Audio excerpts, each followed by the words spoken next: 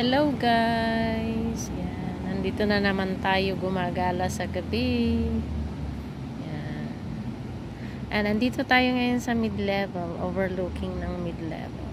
Kaya ang mapapanood po natin ngayon ay mga building, mga ilaw po nila, di ba? Ang gandang pagmasdan. So this is Beth Madayag. Please like, share, and subscribe my channel. Yan. So ganito po guys, dito po sa mid-level.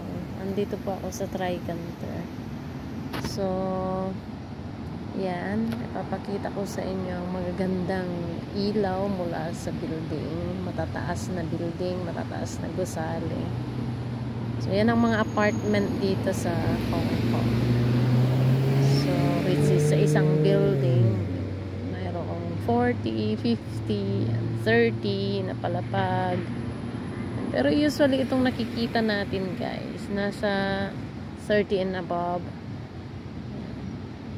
Yes, kung hindi ako magkakamali, 30 and above yan, mga nakikita po natin. At ito sa baba, itong papakita ko sa inyo. Ayan, isang club yan na sikat.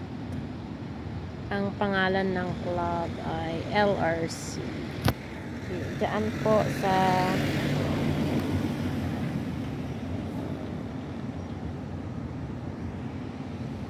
isang napakasikat din po na club. Yan.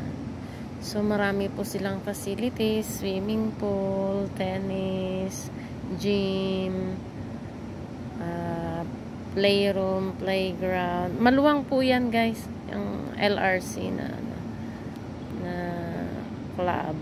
So yan, napakalaki po yan. Sa loob parang 5-star po yan.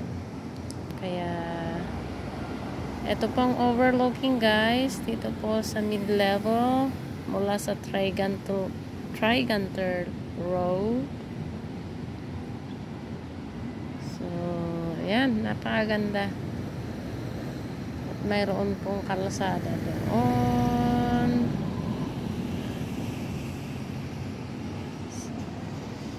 Doon sa baba, sa may ilaw, doon.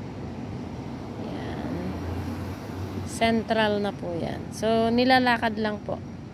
Mula dito hanggang sa central pababa, siguro it takes 20 minutes para lakarin. Pababa, madaling maglakad pababa, pero pag paakyat, of course, maraming hagdan na aakyatin. Dahil ito po ay nasa gitna na ako ng bundok. So, ipapakita ko sa inyo yung bundok. Yan yung isang tourist spot. Doon. Yan ang The Peak. Andito po ako sa baba ng The Peak. Yan po yung The Peak building. So, a famous tourist spot. Overlooking po yan. Pag nandyan po kayo, overlooking po yan ng view ng Hong Kong. So, sa susunod, papakita ko po sa inyo. Pupunta po tayo doon sa taasin. Daming tourist na camera, nag-flash dahil kinukuhanan po nila yung overlooking ng Hong Kong. So, yan ang aking ipapakita sa inyo. Dito po ako. So, di ba ang tataas ng mga building dito, guys? So, actually, ang mga building dito, kahit matataas, very safe po. Very safe po.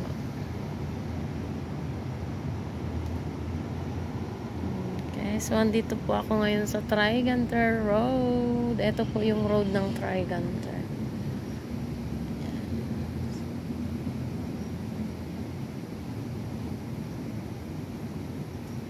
Okay, so diba napakaganda ng view.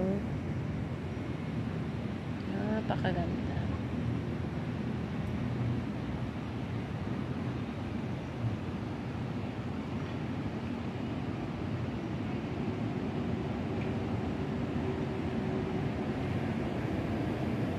So hope you like it. Ito yung overlooking view from Triganter Path.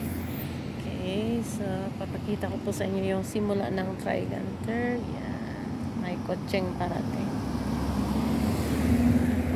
Okay. Diyan po magtatapos ang aking vlog sa araw na ito. God bless us all. See you all around. Thank you so much. And all the bests. All the bests.